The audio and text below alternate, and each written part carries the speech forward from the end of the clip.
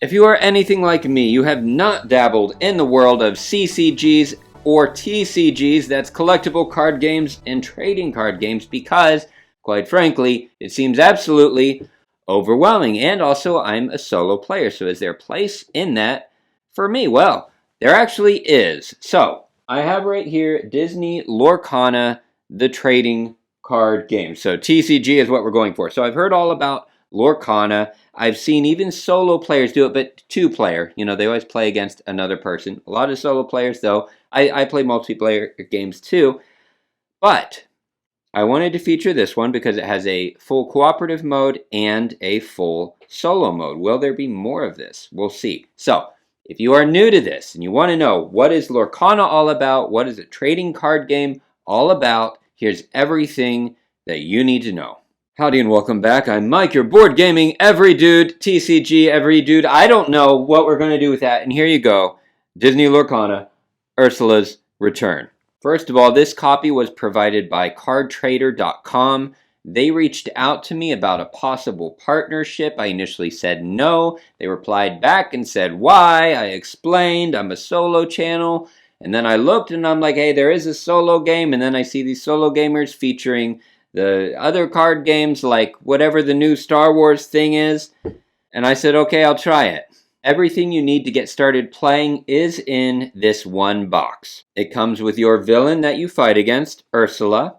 It also comes with her very own deck that she uses. This does not change. You just shuffle it up. It comes with hit markers, which if you're familiar with living card games like Marvel Champions, you will recognize all that. It comes with scoring markers as well to keep track of your score. It comes with a paper mat, that is the play area for Ursula. And it comes with 2 starter decks, one for you, and then if you choose to play it cooperative, one for your friend. It also comes with 4 challenge levels for each time you play by the means of battlegrounds, and this little gold card apparently that you win if you defeat Ursula. You get to open it up and figure out what it is. I haven't beat Ursula. Story-wise, there's not a lot that you need to know. Obviously, it's based on Disney characters, but basically there is this place, if I got this all right, called Lorcana, where you get to enter as an Illumineer, not a Mouseketeer, an Illumineer.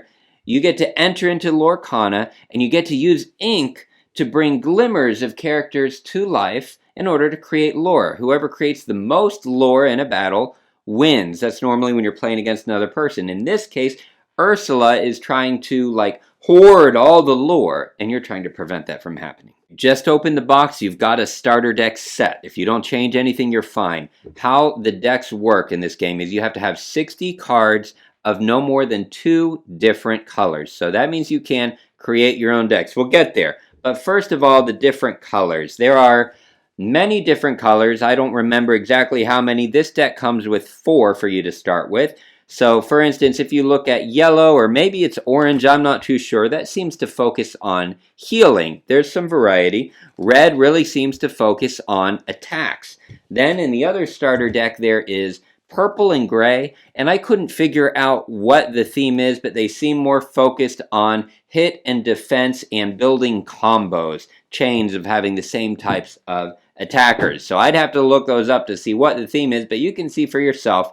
You make a deck of 60 cards. That means that they are encouraging deck building, and that's how these trading card games work, is you collect, you buy special cards that you want, special characters that you want, to create your own super powerful deck. So while we use this basic deck maybe to go against the lair, the battleground that's easy mode, or maybe even normal mode, when we get to hard and extreme, I don't know that we could do it with this deck, maybe, but you'd probably have to build your own. That's the fun of the trading card game part. So how do trading card game battles go?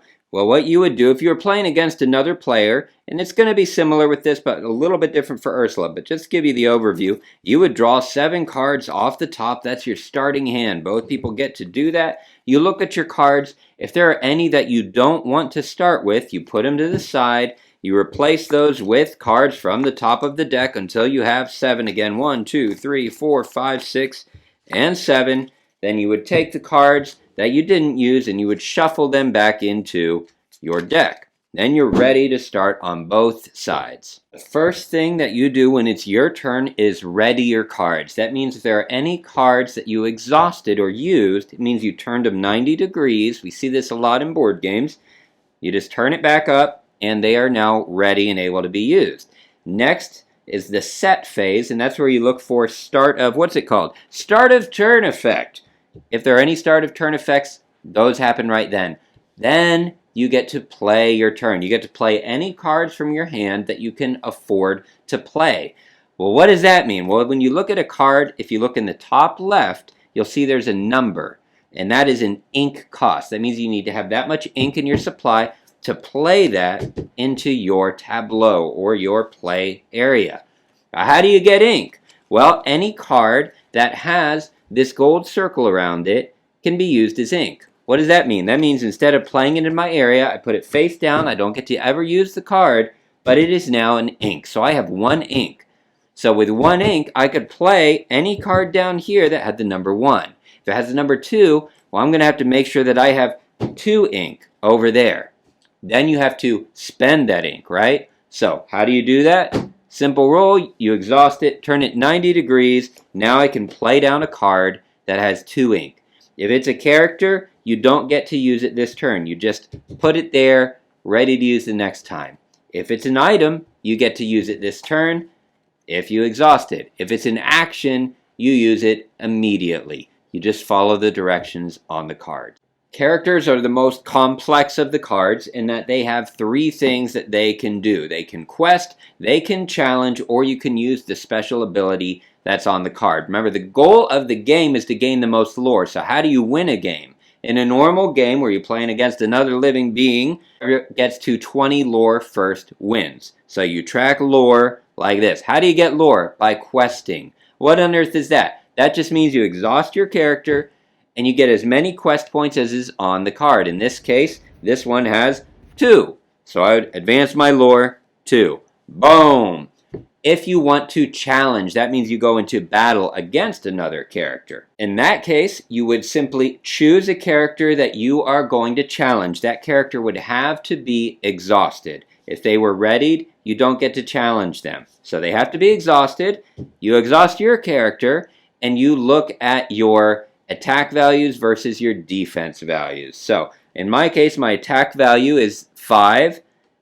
This one, Bruno's, is 4. My defense value is 9. His defense value is 4. So what does that mean? We hit each other at the exact same time. So I hit him for 5 points.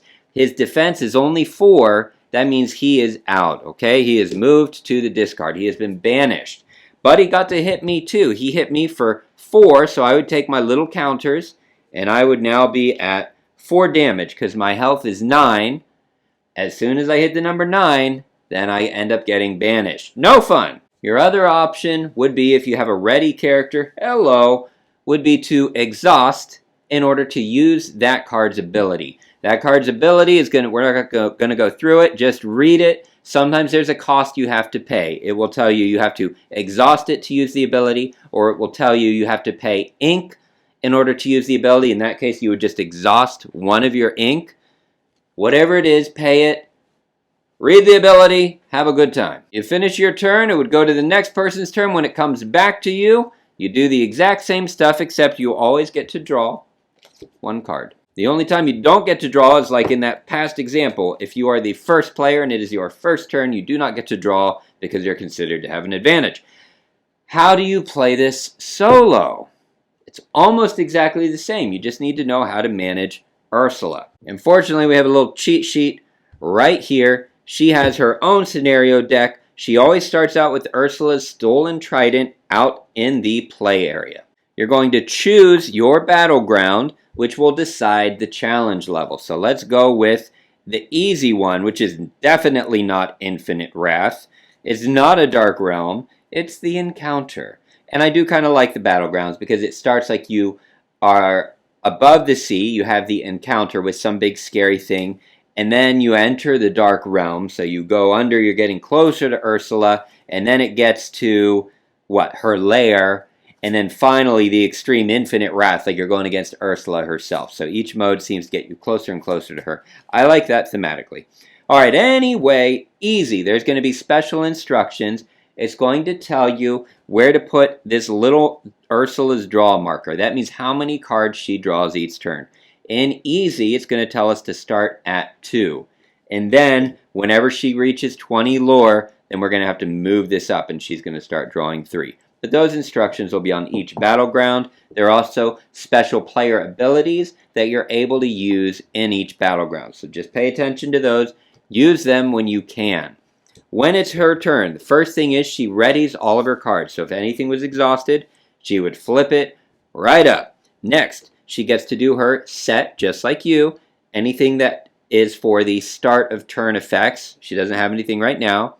Then we get to resolve the row from left to right. So we would do that. If it's an item, you exhaust it, do what the item says. She doesn't have to pay costs for anything. Except in ink. Don't worry, we're going to cover that in a second. If it were a character, let's see. Do we have a character? Good. If it's a character, characters always quest, if they can. I haven't run into really many that can't. So, you just exhaust it, and they quest, and they get whatever quest points it says they get. If for any reason they cannot quest, and they have the keyword reckless, then they challenge one of your characters. If they can't do any of those things, then they just don't do anything. After you've resolved the row, then she draws whatever number of cards her draw amount is, in this case 2, and then you reveal them one at a time. If it's an item, you place it into her play area. If it's a character, you place it into her play area. It does not get used this turn. If it is in action, then you resolve that immediately. But remember about the ink. She does have to have the ink to place something in her play area. So let's say we reveal, let's reveal it from the proper place. Let's say that we reveal Tsunami. Well, this has an ink cost of 7.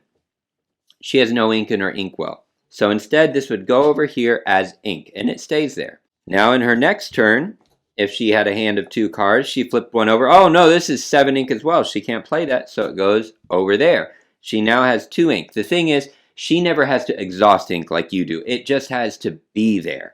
Let's flip another one over. 0. She can afford this one, so it would go into her play area. That's it. Everything you need to know about Lorcana, the trading card game, how to get started as a solo player. Does this interest you? Do you want to see a little more of this on the channel? Do you want to look at the new Star Wars Unlimited trading card game? I'm cool with it. I actually enjoy it. Let me know in the comments. Like this, subscribe, check out cardtrader.com as well if you're looking to build your own deck. I love you all. I'll see you next time.